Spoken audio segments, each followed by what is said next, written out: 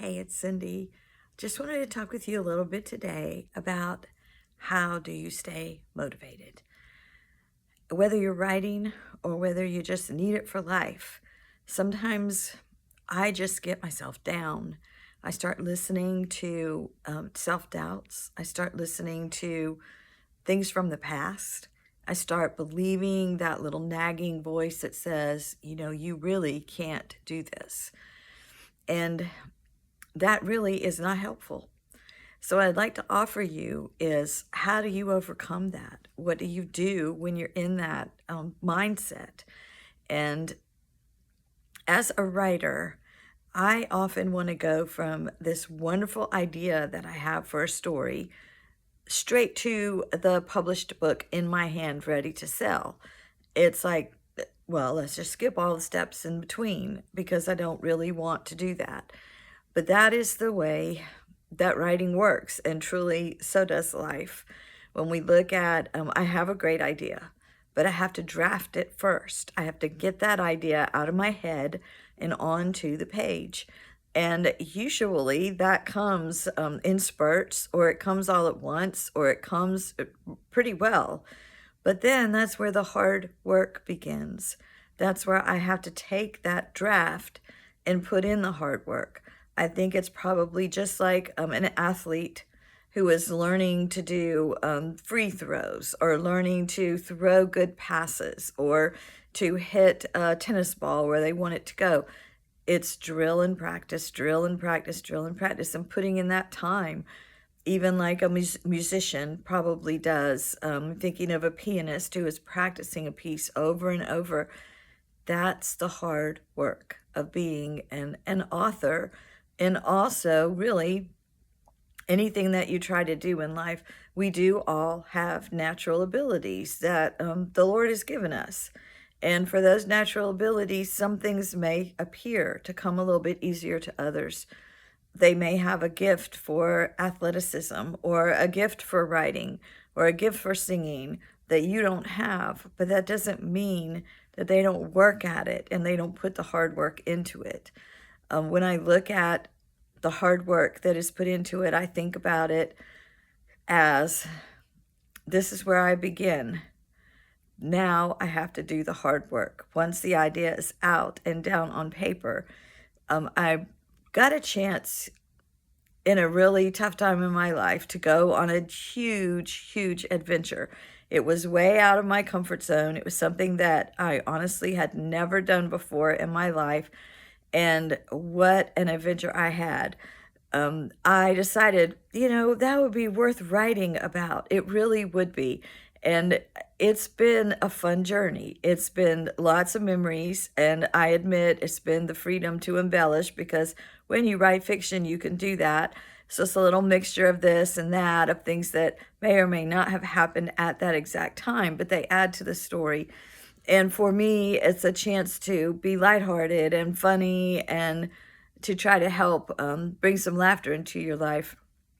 I'm thinking of taking that piece and putting it out there, maybe one chapter at a time, getting some feedback from you, and seeing maybe it will be a novella, because it's probably not going to be long enough. It was a week out of my life to be a novel, but it's been a fun break for my brain to be able to go to. So in the tedium of the hard work of revising and editing of a novel, take a break and do something light and fun. And I would say that with your life too, whatever you might be working on that you've been, struggling with. Maybe it's something that's been on your mind for a long time. Give yourself a break. Take a little walk. Being outside is really good for us. I read a wonderful book about trees, and one of the things that the author put in the book, which is true, that trees release not just carbon dioxide, but other chemicals that we need. When we have that fresh air, it's good for us. So that would be a choice that you could make, to give yourself a break so that you can persevere and you can keep going, because doing the hard work, still one word at a time, one paragraph at a time, one next step at a time. Just do the next thing. You don't have to have that published novel in your hand to feel like you've completed something. Maybe it's just the next 2 or 3 words or the next sentence. I'm finding there's a lot of power in even 5 minutes. I've been doing some tidying up around the house, which has been needed for quite some time, I will admit. And I find if I tackle it in littler increments, okay, I have 5 minutes. I can go into this corner of this closet for 5 minutes. And yes, I do set a timer, and let's see what I can do. And I'm amazed, because by the time I've done that maybe 3 times, I can actually see where I've made some progress. So I've been doing that also with my writing. I'm going to take a dive into the hard work, but I'm going to give myself a time limit so that I don't get too overwhelmed with it. Because there are days when I can get overwhelmed, and I can listen to that voice telling me, why are you doing this? You know you're not good enough. You know you don't have what it takes. You know you're just wasting your time and everyone else's time. Those things plague me, but I can go and I can look at it in smaller increments, and I can try not to get overwhelmed. And when I do get overwhelmed, sometimes taking a break is the best thing for me. And my break could be also very small. I can just shut my eyes for 5 minutes and be still.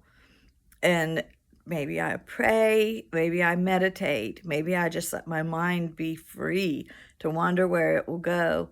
It is powerful what we can do even in a small amount of time. We don't have to have a lot of time to be able to accomplish great things and things that we might want to do.